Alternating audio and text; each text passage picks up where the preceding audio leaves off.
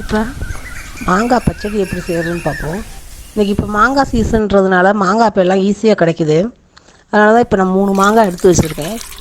இதுக்கு மாங்காய் பச்சடி எப்படி செய்கிறதுன்னு பார்ப்போம் இன்றைக்கி.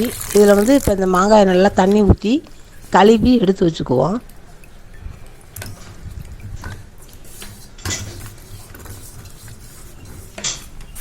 இது மாங்காயை இப்போ தோலை பூரா நல்லா சீச்சு எடுத்துருவோம். இது வந்து முக்கால் காயாக இருக்கும், அதாவது ரொம்ப பழமும் இல்லாமல் ரொம்ப காயும் இல்லாமல் ஒரு முக்கால் காய் பக்கத்தில் இருக்க அந்த மாங்காய்.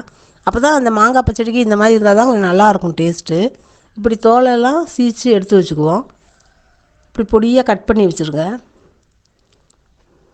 இந்த மாங்காய் அவ்வளோ புளிப்பும் இருக்காது. இந்த மாங்காய் கொஞ்சம் இனிப்பாக தான் இருக்கும். ரொம்ப புளிப்பாக இருந்தாலும் மாங்காய் பச்சடிக்கு நம்ம நிறையா இனிப்பு போடுற மாதிரி வரும், அது நல்லாவும் இருக்காது அவ்வளோவா. அதனால தான் இந்த கொஞ்சம் பழமாக, அதாவது முக்கால் காய் மாதிரி எடுத்து வச்சுருக்கேன். இப்போ ஒரு பாத்திரத்தில் நல்லெண்ணெய் மட்டும் ஊற்றுவோம். இப்போ இதுக்கு வந்து நல்லெண்ணெய் ஊற்றினா தான் நல்லாயிருக்கும். ஏன்னா சாப்பாடோடய வச்சு சாப்பிட்லாம், சாப்பாடில் போட்டு பிரட்டி சாப்பிட்றதுக்கும் ரொம்ப நல்லாயிருக்கும். இந்த நல்லெண்ணெய் வாசத்துக்கும் இந்த இனிப்பு புளிப்போட மாங்காய் டேஸ்ட்டுக்கும் ரொம்ப நல்லாயிருக்கும். அதனால் நல்லெண்ணெய் மட்டும் ஊற்றிக்கிருக்கேன், ஒரு 3 ஸ்பூன் அளவில். இப்போ கடுகு 1 ஸ்பூன் போட்டிருக்கு. கடுகு பொரியட்டும்.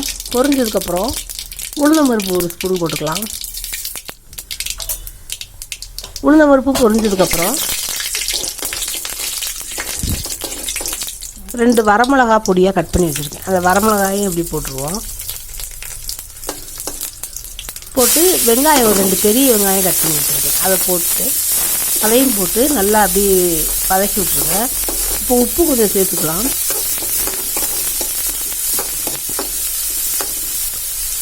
கொஞ்சம் கருவேப்பிலை கொஞ்சம் போட்டுக்குவோம். நல்லா வதங்கினதுக்கப்புறம் வெங்காயம் நல்லா வெந்ததுக்கப்புறம் இப்போ பொடியாக கட் பண்ணி வச்சுருக்க மாங்காயும் அதில் போட்டுருவோம். போட்டு நல்லா மாங்காய் கொஞ்சம் வேகிற வரைக்கும் நல்லா சுருள் நல்லா வதக்கி விடணும். இதுலேயே உங்களுக்கு தோல்லாம் எடுத்ததுனால இதுலேயே அது நல்லா வெந்துடும். அந்த மாங்காய் முக்கால்வாசி இதுலேயே வெந்துடும். நல்லா அப்படியே சுருள் நல்லா வதக்கி விடுங்க.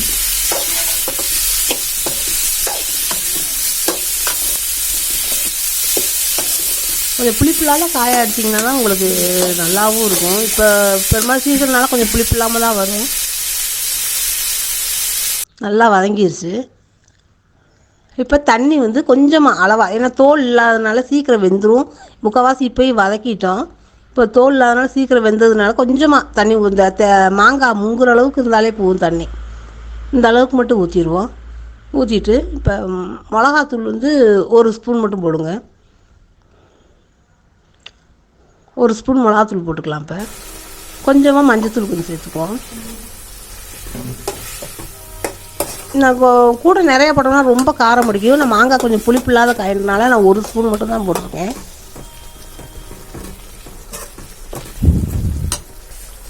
நல்லா கொஞ்சம் வேகட்டும், ஒரு 5 நிமிஷம் வேக விட்டால் போதும். ஒரு மூடியை போட்டு மூடி வச்சுருவோம்.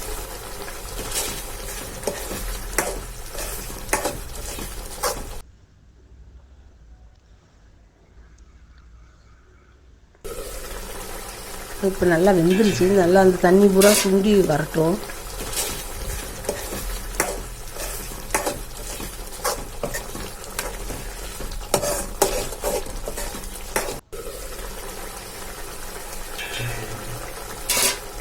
நல்லா வெந்து நல்லா குலைவாக இருக்குது. மாங்காயும் நல்லா வெந்துருச்சு. நீங்கள் இது சாப்பாடோட பாடு சாப்பிட்றதுக்கும் ரொம்ப நல்லாயிருக்கும், ரொம்ப டேஸ்ட்டாக இருக்கும். இப்போ இதை நல்லா வெந்ததை அப்படி கொஞ்சம் இப்போ வந்து 1 ஸ்பூன் வெல்லம் மட்டும் போட்டிருக்கேன். ரொம்ப இனிப்பு தேவையில்லை, இனிப்பான மாங்கான்றதுனால ரொம்ப இனிப்பு போட்டால் நல்லா இருக்காது. அதனால் 1 ஸ்பூன் வெல்லம் போட்டு ஒரு கொஞ்சமாக ஒரு 1/2 ஸ்பூன் பெருங்காயத்தூள் போட்டிருக்கேன்.